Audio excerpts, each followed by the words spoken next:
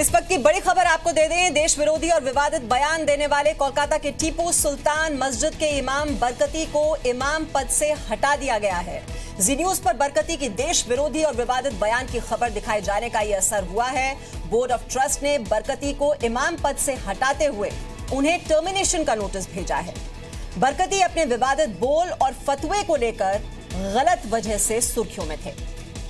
बरकती ने पीएम मोदी के खिलाफ भी फतवा जारी किया था।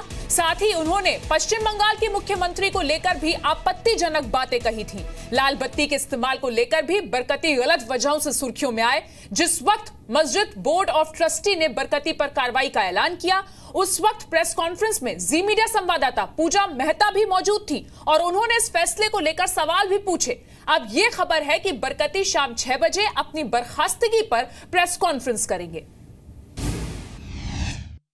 टीपू सुल्तान मस्जिद के जो इमाम थे जनाब नूरुल रहमान बरकती, उनको हटाने के लिए बाकायदा लीगल नोटिस हम लोग भेज चुके। वो आज की तारीख के बाद टीपू सुल्तान मस्जिद के इमाम नहीं रहे, एम्प्लॉय भी नहीं रहे। ये आप लोगों ने कब भेजा है? टुडे, आज। बहुत सारी मीडिया में खबरें आई थी। That was more of an internal discussion.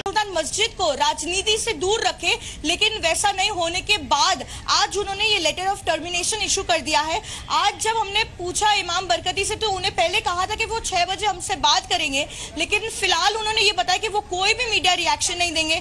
Committee ने ये साफ कर दिया है कि अब से वो इमाम के पद से हटाए जा रहे हैं और अगर वो चाहे तो वो नमाज पढ़ने के लिए तो जरूर जा सकते हैं मस्जिद, लेकिन वो इमाम के तौर पे वहां पे नमाज नहीं लीड कर पाएंगे, नहीं पढ़ा पाएंगे।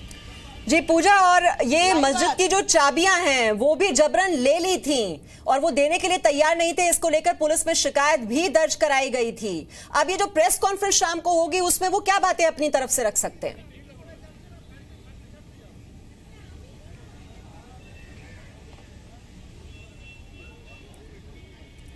देखिए, फिलहाल इस पर कोई भी कंफर्मेशन नहीं है कि वो 6 बजे प्रेस कॉन्फ्रेंस करेंगे या नहीं, लेकिन कमेटी ने उन्हें साफ ये कह दिया कि उन्हें जल्द से जल्द अपनी ऑफिस खाली कर देनी होंगी। उतनी जितनी भी पोजेशंस है वो उन्हें लेकर ऑफिस खाली करके चाबियां जो है वो कमेटी को हैंडओवर करके यहाँ से जाना पड़ेगा। जी पूजा, और वो दौर भी याद कीजिए जरा जब नोटबंदी के बाद उन्होंने फतवा जारी किया था प्रधानमंत्री के खिलाफ और उसके बाद पुलिस प्रोटेक्शन भी उन्हें दी गई थी, सुरक्षा मुहैया कराई गई थी राज्य सरकार की तरफ से और लगातार उन्हें समर्थन हासिल होता रहा ममता बनर्जी का। लेकिन अब ये जो बदलाव आया, जब जिहाद की धमकी दी गई उसके बाद ये सरकार की ओर से ये कदम, तो कहीं ना कहीं इसे चुनावों से जोड़कर देखा जा सकता है कि अपनी छवि सुधारने की कोशिश कर रही है पार्टी चुनावों से पहले।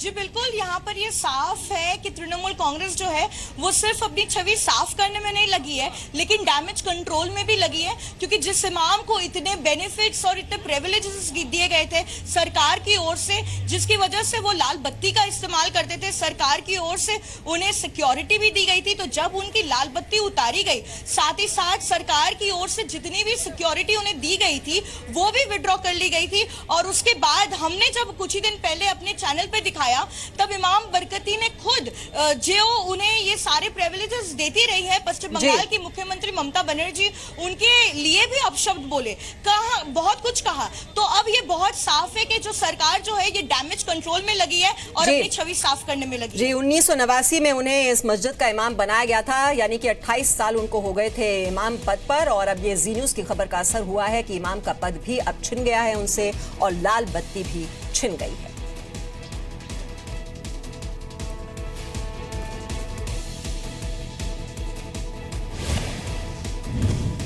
खबरों के सिलसिले को आगे बढ़ाते हैं। हरियाणा के रेवाड़ी में स्कूली छात्राओं की भूख हड़ताल के आगे सरकार को झुकना पड़ा। राज्य सरकार ने स्कूल का दर्जा बढ़ा दिया, जिसके बाद छात्राओं ने अनशन खत्म कर दिया।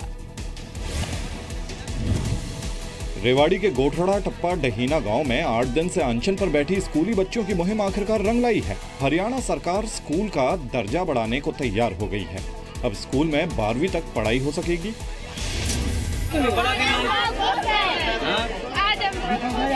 बहुत खुशी है हमारे को। बच्चों की इस मुहिम में जी न्यूज ने भी साथ दिया। और बच्चियों की गुहार को सरकार तक पहुंचाया। राज्य सरकार ने स्कूल का दर्जा बढ़ाने के लिए नोटिफिकेशन जारी कर दिया है। और हमारा जो डिप्टी कमिश्नर है, उन्होंने एक प्रिंसिपल वहां डिप्यूट कर दिया है, जो कल से ही वहां 10+2 में 10वीं तक के विद्यार्थी हैं और वो एडमिशन का प्रोसेस वहां जारी करें। इन लड़कियों को 11वीं और 12वीं की पढ़ाई के लिए गांव से 3 किलोमीटर दूर जाना पड़ता था। लड़कियां परेशान थीं क्योंकि रास्ते में लड़के तंग करते थे। समाज के असामाजिक तत्व थे, वो हमें परेशान करते थे, इसलिए हमारी ये मांग थी कि हमें अपना स्कूल अपग्रेड चाहिए। हमारे आगे बहुत सी छेड़खानियाँ हो चुकी है, जो हम घर वालों से बताते हैं, घर वाले कहते हैं स्कूल छोड़ दो, हम पढ़ना चाहते हैं, हम आगे बढ़ना चाहते हैं। तो बहुत लोगों से कह चुके हैं पर हमारी कोई सुनता ही नहीं है। अब तो हम यहाँ से नहीं हिलने वाले, ये हमारा आखिरी फैसला था और है। जब तक हमारा स्कूल नहीं बनेगा हम यहाँ से नहीं हिलेंगे, बिल्कुल नहीं हिलेंगे। स्कूली छात्राओं ने छेड़खानी की घटनाओं से परेशान होकर स्कूल जाना बंद कर दिया था। परिवार वालों ने गांव के सरपंच से बात की। गांव के सरपंच ने स्थानीय प्रशासन से मदद मांगी।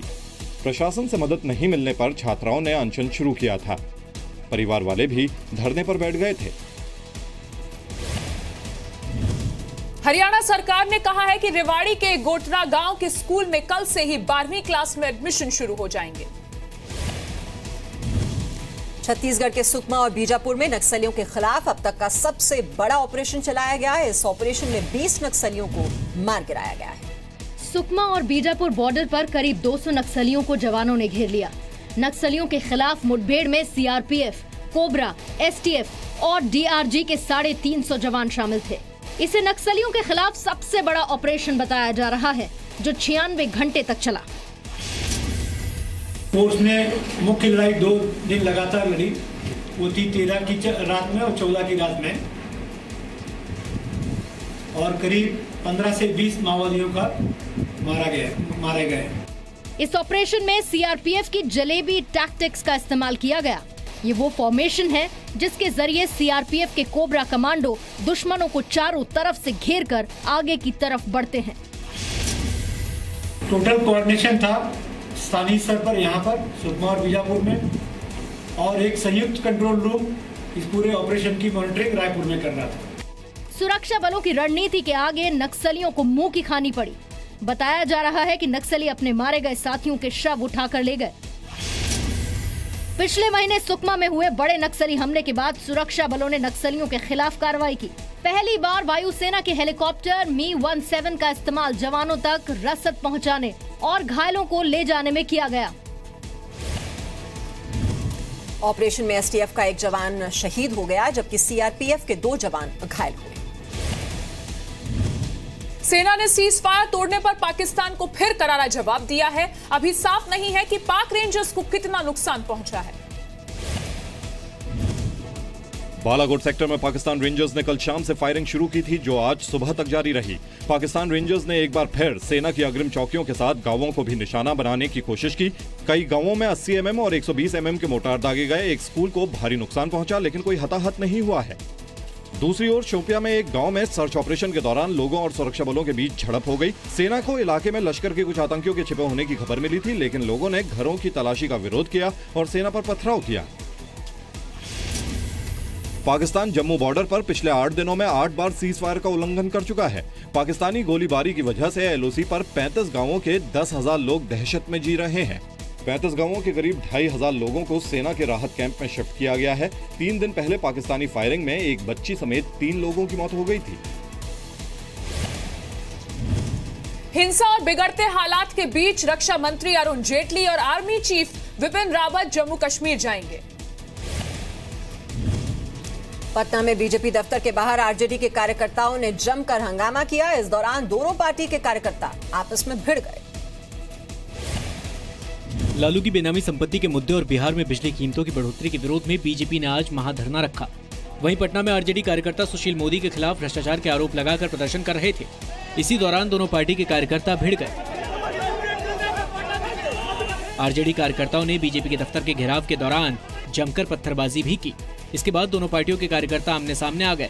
आरजेडी के प्रदर्शनकारियों की पुलिस से भी तीखी झड़प हुई। के संरक्षण में आ रहे थे। आगे आगे पुलिस आ रही थी, उनको घेर करके ले करके, और पीछे पीछे वो लोग गाली गलौज करते हुए आ रहे थे। कार्यालय का गेट बंद किया स्टाफ सब, गेट तोड़ करके जब कार्यालय में घुसने लगे तो हम लोग जो 2-4 लोग थे उसको डिफेंस किए, और उसमें लोगों ने बोतल चलाया, पत्थर चलाया। दफ्तर पर हमले के बाद बीजेपी कार्यकर्ताओं ने भी वहां से गुजर रहे जेडीयू नेता को खदेड़ दिया। हंगामे को सुशील मोदी ने आरजेडी की खुली गुंडागर्दी बताया, तो आरजेडी ने कहा कि पत्थरबाजी की शुरुआत बीजेपी वालों ने की थी। कि हमारे सारे विधायक प्रमुख लोग धरना पर रहे, तो हमारे कार्यालय के अंदर घुसकर बोतलें चलाई, हमारे आधे दर्जन से ज्यादा कार्यकर्ताओं को घायल कर दिया। मेरे मित्रों, पुलिस के संरक्षण में गली का कुत्ता भी शेर बन जाता है। और लाठियों से हमारे कार्यकर्ताओं की पिटाई की है, जबरदस्त पिटाई की है। शांतिपूर्ण प्रदर्शन करने गए थे, हम लाठी चलाने वहां नहीं गए थे, लेकिन पत्थर चली है अंदर से और लाठियां चटकाया गया। हमारे वर्करों को घायल करके वो लोग भागना पड़ा है, आरजेडी ऑफिस आना पड़ा है। कल इनकम टैक्स ने बेनामी संपत्ति के मामले में लालू यादव के कई ठिकानों पर छापेमारी की थी। इनकम टैक्स विभाग ने लालू यादव की बेटी मीसा और दामाद के ठिकानों पर भी छापेमारी की थी। आरजेडी ने इनकम टैक्स की छापेमारी को बीजेपी की बदले की कार्रवाई बताया था। पथरा में कई गाड़ियों को भी नुकसान पहुंचा है, जबकि पास से गुजर रहे कई लोग भी घायल हो गए। भ्रष्टाचार पर जवाब देने से दिल्ली के सीएम लगातार बच रहे हैं, लेकिन केजरीवाल पर अब दिल्ली सरकार के कर्मचारियों ने भी मोर्चा खोलना शुरू कर दिया है। कपिल मिश्रा के आरोपों पर चुप्पी साधे बैठे दिल्ली के सीएम अरविंद केजरीवाल से अब दिल्ली की जनता भी जवाब मांग रही है। ये प्रदर्शन और धक्का मुक्की भी उसी का ट्रेलर है। दिल्ली के महावीर हॉस्पिटल में नौकरी से निकाली गई महिला कर्मचारियों को केजरीवाल ने मिलने का वक्त नहीं दिया, तो उन्होंने सीएम हाउस में घुसने की कोशिश की। मौके पर आपकी एमएलए अलका लांबा भी पहुंची, लेकिन पल्ला झाड़कर निकल गए। महावीर में काम करते हैं, भगवान महावीर में 4 महीने से हमें हटाए हुए, इनसे मिलने आते हैं सिवाय एक नौकरी पे रखने के लिए। वहाँ नहीं, कहीं भी दे दो, इनसे मिलने नहीं दिया जाता हमसे। हम आज 4 महीने से मिलने की कोशिश कर रहे हैं, आज 3 महीने तक तो हमें टाला गया कि हाँ ठीक है आज रख लेंगे, कल रख लेंगे, परसों रख लेंगे, और अब बिल्कुल भी मतलब बात नहीं कर रहे हैं हमारे से। कुछ मालूम ही नहीं, महिलाएं देखी, मैं रुकी हूँ, मैंने इनका दर्द सुन लिया है। वहीं भ्रष्टाचार के मुद्दे पर कपिल मिश्रा आज केजरीवाल के खिलाफ सीबीडीटी को सबूत सौंपेंगे। कपिल मिश्रा ने केजरीवाल को सबसे नाकारा सीएम बताते हुए उन्हें 2 साल का परफॉर्मेंस कार्ड पेश करने की भी चुनौती दी।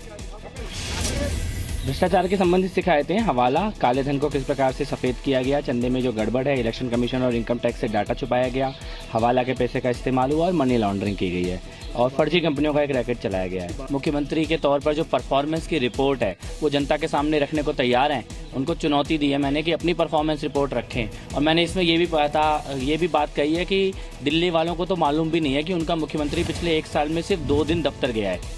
अरुण जेटली के खिलाफ मानहानि केस में केजरीवाल और आम आदमी पार्टी के 5 अन्य नेताओं के खिलाफ 28 तारीख को सुनवाई होगी। आंध्र प्रदेश के विजयवाड़ा में एक लड़की की मौत कैंसर से हो गई, और उसकी मौत के बाद जो वीडियो वायरल हुआ उसने सबको झकझोर कर रख दिया। कैंसर से जूझ रही 13 साल की साईश्री अपने इलाज के लिए पिता से गुहार लगाती रही। वो कहती रही कि घर बेच दो, लेकिन मेरे कैंसर का इलाज कराओ। आखिर में साईश्री कैंसर से अपनी जिंदगी की जंग हार गई। मौत के बाद उसका वीडियो मैसेज वायरल हो गया, जो उसने पिता को व्हाट्सएप पर भेजा था। ఎవరికన్నా అమ్మేసి ఆ డబ్బులతో నాకు ట్రీట్మెంట్ చేయించి డాడీ కనీసం ఇంక ట్రీట్మెంట్ లేకపోతే ఎక్కువ రోజులు నేను బతకనేంటి డాడీ, ఏదో చేసి నన్ను కాపాడు డాడీ, నన్ను బ్రతికించు డాడీ। लेकिन साईश्री की ये गुहार काम नहीं आई। उसके पिता शिव कुमार को बेटी से ज्यादा पैसों की फिक्र थी। पिता की तरफ से कोई मदद नहीं आई और साईश्री ने आखिर रविवार को दम तोड़ दिया।